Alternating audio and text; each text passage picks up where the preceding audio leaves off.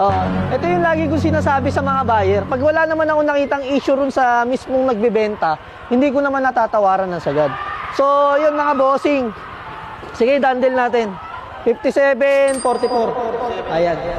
46, Ngayon naman, this time naman, ngayon, daily vlog tayo ng ako naman yung tumatawad. Kasi madalas ako yung tinatawaran. Masakit para sa akin pag ako yung tumatawad. Yo, good day mga bossing. Bali, gabi na. May nagdala sa atin ng unit. 48. No? So, ito, may nagbibenta sa atin ng unit. Yung mga tropa natin buy and sell, no?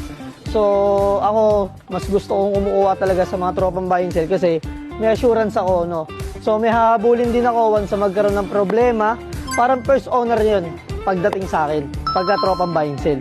Ito, madalas kong kinukuha lang kasi hindi ako pinapasahan ito ng alanganin or may sira at may diferensya yung makina, no? So, bukod doon, ang labang ko rin sa kanila once sa magkaroon ng problema yung papel, ibabalik ko rin sa kanila syempre, no? So, syempre, pangit naman kung hindi nila tatanggapin yun, di ba? Magkakasira kami. So, yun lang, syempre, kahit mga tropa natin buy and sell, chinecheck pa rin natin yung mga unit, no? So, hindi pa kami nagkakasundo sa presyo, ayun sila tropa, ayan. So, may page din yan sila, EP Garage, ayan, pwede nyo rin pong i-follow follow and share yung mga posting nila rin na unit. So, mas mababa sila sa akin, syempre. Sa atin, may warranty tayo. So, ayan, check natin. Kasi sila, hindi naman sila makakapagbigay sa atin ng warranty. Kaya ito, tatry natin tawaran tong dalawa na to. So, dito tol, check ko lang muna, painitin ko lang. Ayun kasi yung mga ano namin pag nag-check talaga kami ng unit, pinapainit muna namin yung unit, tapos ang una namin chine-check yung tinakbo, hinuhuli namin lagi yung papel. So makina muna. Kung titignan namin kung galing bangga, ayan. So yun, pwede mo kunin yung flashlight ko ron, ano? Natin dito kagad sa unahan kung galing bangga ba yung unit na to. Ayan. Kaya medyo hindi pixelated yung kaha niya, kaya tumutunog-tunog. Pero mga minor lang yan, isama sa second hand yun syempre. Ang mileage nito mga bossing, 35k mileage. So nakuha nila sa mismong first owner. May katunayan naman silang first owner galing. Kasi kadalasan talaga, pero first owner lang talaga yung kinukuha ko. So mga gulong is mga kapal naman mga tol. Bagong unit to kung sakaling kunin natin, ibigay nila sa presyong gusto nila. Then sa makina, parang wala naman akong nakikitang maingay. So all goods naman yung makina, malinis. Stock pa lahat. Ayan, intact pa rin lahat yung mga naka-radiator na rin siya, tapos dalawa na rin yung susi niya. Bukod doon, may plaka na. Ang issue na ito, tol, bukod sa minor dents, paso lang. So, ilang taon siyang paso, tol?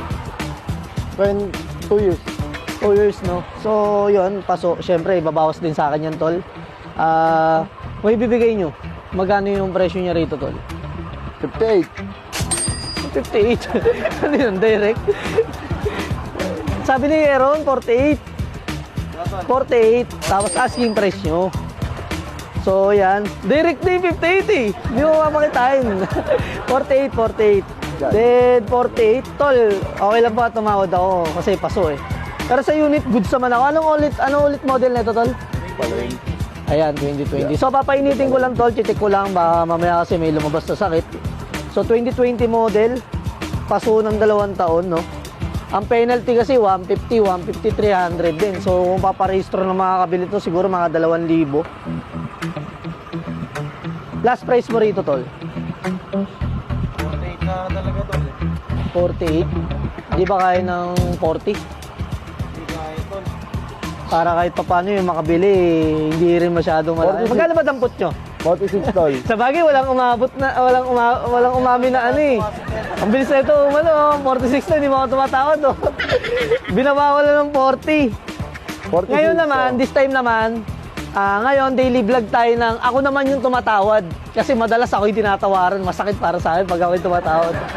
Ako pag ako yung tinatawaran ngayon, tayo naman yung mananawad, no? So, 40 tol, kaya ba? Aspakin ko naman yung dalawa. O sakali, yung isa mamaya check natin. So dito muna tayo. Kung 40 kaya, 46 pinakasagad, tol. Kasi paparehistro ko pa, ayan, katulad yan, checking din tayo. May mga dense na rin siya. So makina, parang feeling ko okay naman siya. Medyo mataas na rin yung milyahe niya. Ayan, syempre 35k mileage. Pero first owner, tol? tol. First owner yan mismo. Ito yung ID niya, no? Andyan pa? At yan, naiuwi mo pa ba yung ID? Ayan. First owner niya, no? So, babae, no? Siya talaga mismo gumagamit, tol. So, ayan, mga buy and sell natin tropa. Madalas nila tayong pinapasbrigan. Ako na. So, deal tayo, tol. Hindi ko na papatagalin. 42. 44. Sige. 44. Kunin ba natin ng 44? So, issue lang naman na ito kasi talaga is paso. Paso lang naman Para yung sa akin, okay naman yung makina niya. So, sige, tol. Deal tayo rito ng 44. 44. 44. Deal tayo sa isa 44. Okay. Kasi ito naman, checking tayo rito. Dito to lang asking price nyo. Patay. Ay, sige, painitin ko lang pala. Baka mamaya lumabas pa yung usok-usok eh. Siyempre, mas mainam na yung ano. Tapos tol, pacheck ako kung may mga tagas yung ilalim. Check mo nga, pre. Naka 3 years rig na to, na 2027 mapapasok. Oo. So, ang mileage naman nito mga bossing, 2024 model, 12K mileage lang, no? So, dalawa rin yung susi niya. May previous pang GB box. Then, may plate na rin siya. Sa kaha, presentable naman. Ikutan ko nga lang. Presentable naman sa kaha. Sa mga ganito, hindi ko na masyado sinisipat kasi kadalasan naman talaga sa mga gantong model is sariwang-sariwa pa, ano? Makikita lang naman natin sa melyahe at makikita naman natin yung personality ng motor kung sariwa ba o hindi. So, yung mga gulong niya is makakapal pa, yan. Mga inner niya, wala namang gas-gas. Bukod doon, may mga markings pa, no? So, makina naman tayo. Sa papel, mamaya tayo mag-check sa papel. So, sa makina, ang tinitignan ko lang dito mga bossing, kung may tagas ba or palitan na yung block. Kasi hindi na tayo kumukuha pag palit na yung block. So, check lang natin. Malinis na malinis, walang palit. Lahat all stock lang, no? So, dito, painitin lang din natin, syempre, para sure ball, malalaman kasi natin isang motor pagka nag-usok, ibig sabihin may problema. Doon lumalabas yung mga ingay once napainit na sila ng gusto, no? So, yan, pwede mo i-promote, tol, yung page mo, tol. AP Garage, ayan, no? So, supportahan natin. Syempre, nagsisimula yung mga brother natin na mag-vlog din. So, mag-update din ng mga units sila sa page. So, supportahan po natin. Pa-follow po ng AP Garage, ayan, no? So, ilalagay natin mamaya yan. I-follow nyo na lang din. Abangan nyo na lang din yung mga available na units. So, sa akin, mas gusto ko yung nagtutulungan kami. Ayoko nung naghihigita pa, walang ganun. Tulungan lang tayo rito mga tol, sa mga tropang buy and sell dyan. Pantay-pantay lang tayo, pare-pares lang natin gusto manalo. So, tulungan lang. So, ayan mga bossing, 57, sagad na yun tol. Hindi kaya ng 56 or 55. Sa bagay kasi walang issue eh. Ito yung lagi kong sinasabi sa mga buyer. Pag wala naman ako nakitang issue ron sa mismong nagbebenta, hindi ko naman natatawaran ng sagad. So, yun mga bossing. Sige, dandel natin. 57, 44. Ayan. So, done deal, checking lang kami sa papel. Pag all goods yung papel, walang problema. Gagawa lang din kami ng kasulatan na pag nagkaroon ng problema yung papers na ito, mga to, ibabalik natin sa kanila. So, yun lang mga bossing, no? Ayan yung mga, in-update ko lang kayo sa mga bagong unit natin na bagong dating. So, isang 2024 model na B3, isang B2 na 2020 model, ayan. Puro first owner naman, so sariwa naman yung mga unit. So ayan, pwede nyo nang puntahan to.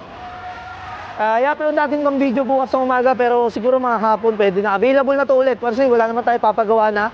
Lilinisin na lang natin.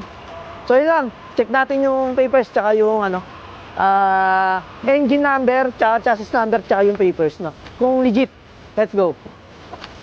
So ayun, check naman natin yung papel. Clear naman. So to valid IDs na rin yung hiningi nila brother dun sa first owner. At sariling pirma para kung sakaling makakabili sa atin hindi na mahihirapan magpa-change link. Ayan, no? Ilang copy na rin ng deed of sale ang meron. Tatlo yan, tol. Tatlo na to, no? So, ready to transfer na. Dito rin, tol? Oo, tol. Tatlo. Tatlo na rin. Tapos 2 valid IDs. 2 valid IDs. Kasi install kompleto yan. Okay. So, na-check ko naman kanina, kompleto naman lalos. So, babayaran na natin sila kasi yung ibibigay natin. Gawa ng tropang buy and sell. Pero pag syempre nag-iingat tayo, puro lang tayo, bank transfer lang tayo pag kami mismo pumupunta. So, tol, pabilang lang ako nito. Ayan. Okay.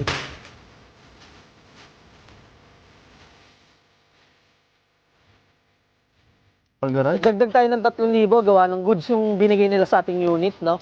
So, nakakatuwa lang kasi tayo yung pinapriority nilang bagsakan ng unit na ganito kasariwa, no?